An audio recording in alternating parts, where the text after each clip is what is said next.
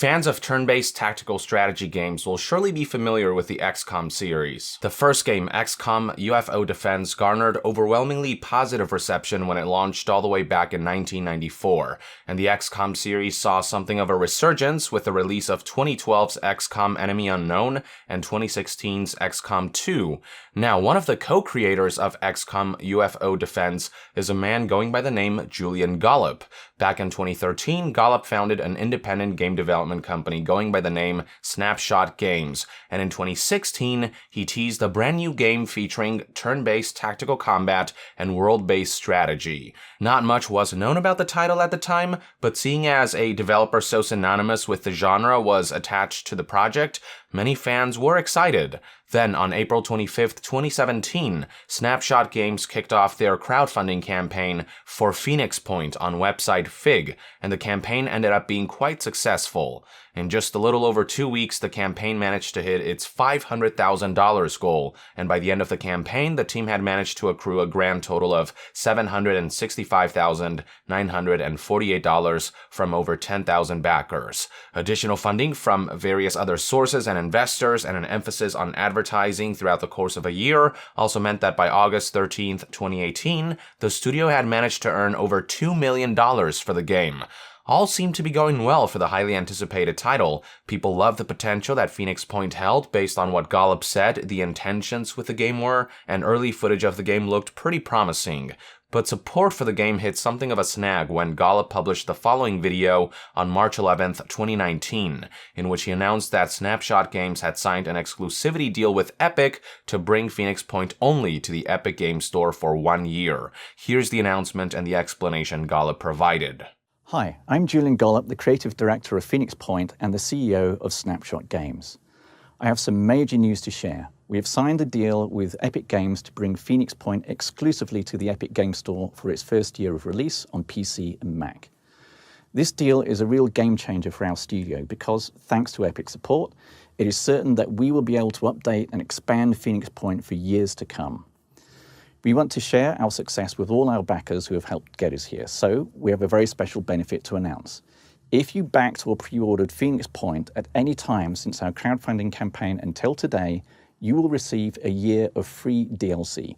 That's right, every piece of paid DLC we release for Phoenix Point during our first year will be automatically added to your Epic Store account when you redeem your key.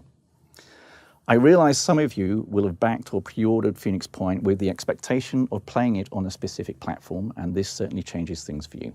So if for any reason you are not happy with this change, we will be very happy to offer you a full refund, and I apologize for any inconvenience this may have caused you. If you have any questions, check out the FAQ below for answers, and we will also be hosting an AMA on the Phoenix Point subreddit tomorrow, so please stop by and we'll do our best to answer any more questions you have for us. It should come as little surprise that the reaction to this announcement has been overwhelmingly negative. Just looking at the likes to dislikes ratio on the video's YouTube upload will reveal how unfavorably it has been received. An important bit of context is that during Phoenix Point's crowdfunding campaign, promises were made about the platforms in which the game would be releasing in. Going all the way down to the frequently asked questions section will reveal 2 statements that read as follows. Yes, Phoenix Point will be on Steam, and we will provide Steam keys to backers who want to receive their game this way. Yes, Phoenix Point will be available through GOG.com, and we will provide keys for backers who want to receive their game this way. It's right there, clear as day on the crowdfunding campaign, the commitment to ensuring that the game would be available on either one of these platforms. It'd be one thing if Gollop added Epic Game Store as an additional purchase option, but it's a whole other thing to take away Steam and GOG versions when it was these platforms that people had signed up for. Yes, technically the exclusivity deal with Epic will last for 1 year, which means the game will come to Steam and GOG, but that means players who want to play on those platforms will have to wait a whole year, which is obviously far from ideal. Now, those who are not happy with the idea that Phoenix Point will be releasing exclusively on Epic for a year can request the full refund, but that hardly rectifies this situation. As a company, you shouldn't take people's money by making certain alluring promises, spend that money, and then when things are going well for you, backtrack on promises before giving the money back when customers' money and satisfaction is no longer as pivotal for your long-term success and survival. Customers aren't there to act as temporary interest-free loan services. They are there to back projects so they can support the fulfillment of certain promises. And as far as games go, ensuring they release on stipulated platforms is an important part of that. Add on as many platforms as you want, but do not take away any of them, especially if it means breaking your word after you have taken people's money and done what you need with it. It will only make backers feel like they have been used and exploited, rather than valued as huge contributors to getting the crowdfunded game off the ground. Don't get me wrong, to some extent I get where developers are coming from. Epic Store offers a better pay cut than Steam in a way that doesn't separate hugely successful games versus middlingly successful ones, and the cash infusion Epic offers for timed exclusivity deals will surely go a long way in giving indie developers in particular a sense of financial security. But the developers have to wonder whether the benefits of the cash infusion outweigh the drawbacks of the ensuing negative PR and brand damage. Even if it is the smart long-term business decision, that doesn't make it any less scummy that Snapshot Games turned their backs on and basically took advantage of many of the backers and supporters who made this project possible in the first place. It doesn't change the fact that this was all a huge breach of trust on Snapshot Games' part. Gollop did eventually get wind of the backlash and took to Reddit in an attempt to calm down dissenters, starting with a response to a post from the Phoenix Point subreddit in which one user highlighted a post on the game's official Discord in which it was explicitly stated that Snapshot Games knew there would be backlash against the Epic Games Store exclusivity deal, that they knew they'd have to offer refunds, and that they knew they'd still be profitable even if 100% of pre-orders were refunded right now. This thread led to other backers reacting with posts like this, which reads, quote, "I think what makes this particularly galling is how they basically used us backers for an interest-free loan. They took our money, developed to the point where it was mature enough to attract external investors, then totally changed the game plan and fully expect us to withdraw our cash, since they're now out of the high-risk phase of the project that nobody but us actual fans would back and have a mature product that's been guaranteed external funding. They conned us into lending them the money and maneuvered it so we'd be sitting on the bill if the development project failed. For a game that sold itself based on community involvement, with backers builds and all, this is just awful." Honestly, yeah, that's pretty much what happened, and it's not a good look for either the developers or for Epic. Here's what Gollop had to say in retort to this thread. "I understand that our backers may be angry about our deal with Epic Games, but I want to take the opportunity to clarify a few things. The additional resources from Epic will definitely result in a better game, and it guarantees that we can support the game post-launch with more content much sooner. Phoenix Point will be DRM-free, and will run without the Epic launcher being present.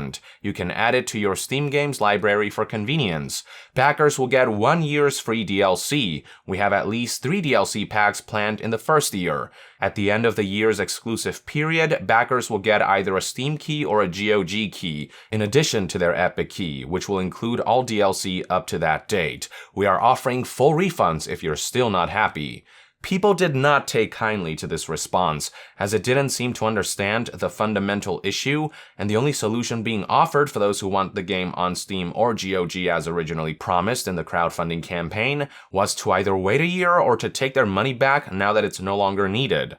One user explained with the following statement, "The issue here is that a crowdfunded game foisted an undesirable platform, which already had negative press and plenty of ill will, after reneging on and adding conditions to a promise once made in exchange for money. I personally feel that it was unethical and duplicitous. Another element of this backlash is that it was hard to swallow that you, of all people, were complicit in this. At least that's how I feel personally." Gollop also took to a Reddit AMA, which he hinted at in the Epic Exclusivity Announcement video, to answer some questions, but many were unsatisfied with how little new information and context was offered in regards to the qualms people had with the exclusivity deal. He said that all first-year DLCs would be offered to Steam and GOG players when those versions launch a year down the line. He talked a bit about what sort of content can be expected from DLC. He reiterated that the deal with Epic will allow the studio to commit more to the game's launch without the risk and to supporting the game post-launch, and he admitted that it was the studio that approached Epic. Now, one user asked for further clarification on whether the studio approached Epic for simply putting their game on the store or for an exclusivity deal, to which Gollop said initial talks were only about putting the game on their store. When asked why they didn't just do that without the exclusivity part, or at least work out a deal in which existing backers would get what they were promised, no response was issued to the inquiry. Finally, Gollop was reached out for a comment by website Eurogamer, and in his response he had this to say: "For those backers who are upset by our switch of delivery platform, we are truly sorry. It was not our intention to scam anyone. The best we can do is offer compensation in the form of free extra content, which we will deliver throughout the launch year. This will include at least 3 major DLC packs. They will also receive a Steam key or GOG key in addition to their Epic key at the end of the exclusivity period. If they're not happy with this, we will give a full refund." It's a pretty cookie-cutter copy and paste response. And actually, the best you could have done is to ensure backers get what you told them they would get.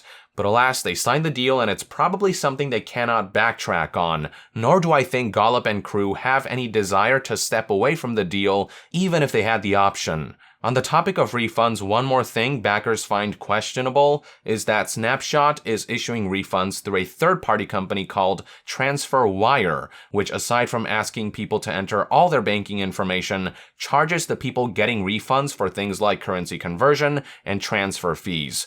The reasoning behind using this particular service, according to one of the studio staff, was because the company is unable to refund via users' original payment method due to too much time having elapsed, before noting that after much research, they found TransferWire to be the most efficient way to process a significant number of refunds across many different countries. Their metric for why this is a trustworthy service: it has a 9.2 rating on website Trustpilot. In response, one user asked, if Trustpilot is supposed to be such a good indicator of how trustworthy a service is, why did Snapshot Games sign an exclusivity deal with Epic when Epic Games' Trustpilot rating is currently at 1 stars? An inquiry that also received no response. Fortunately, Reddit users have found that there is no need to go through TransferWire to get a refund. Backers can instead submit a ticket directly to FIG explaining the situation via a link provided by this post and get a refund with little to no questions asked,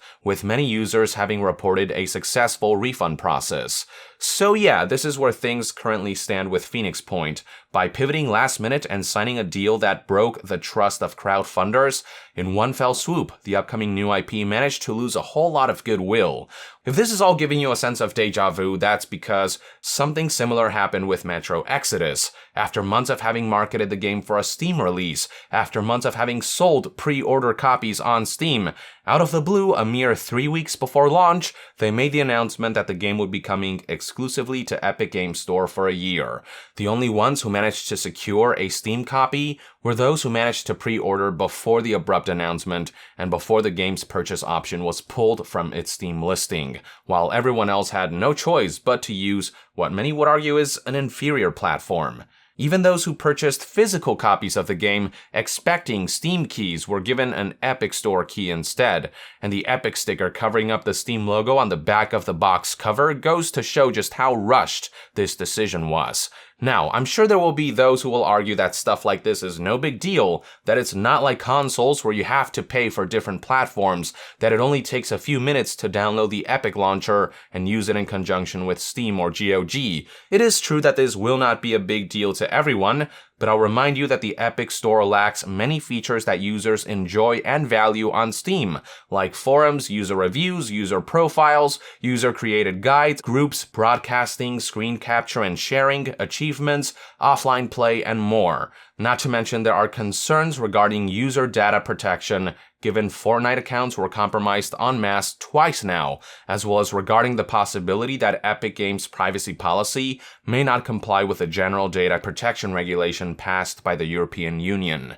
Epic founder Tim Sweeney clarified some time back that Tencent is not a parent company of Epic, but rather a minority investor in Epic who has no access to customer data, and that the privacy policy's language is related to data being transferred solely within Epic across its international subsidiaries, and to covering cases where they use third-party online service providers who also don't have the right to use or access Epic customer data in any way except to provide their service.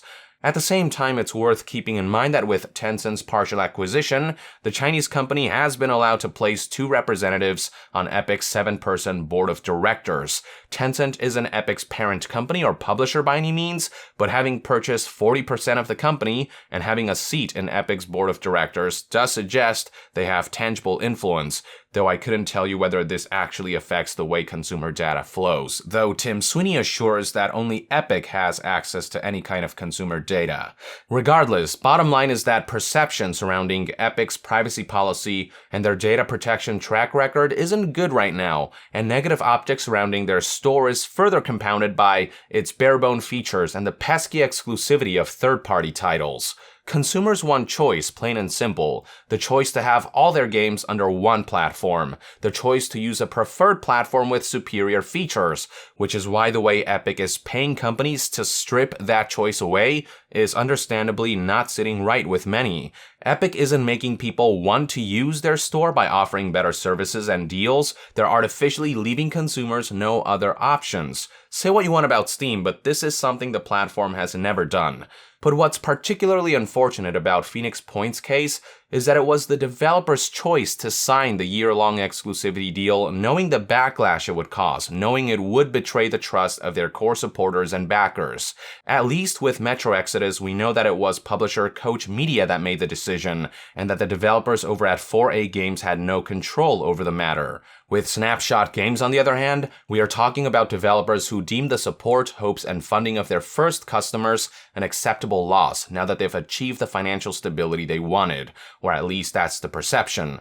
The least they could have done was consult their original backers about the situation and ask for feedback before pulling the trigger, but they just kind of went ahead and signed the exclusivity deal without considering how their core backers would feel and how this might affect them.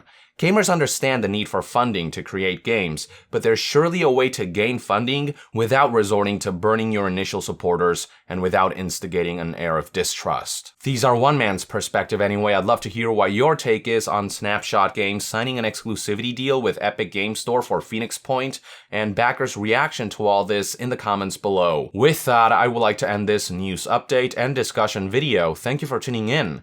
To be further updated on all things gaming news, reviews, and discussions, stay tuned right here on Yong Yeah. I'll see you guys next time. Yong out.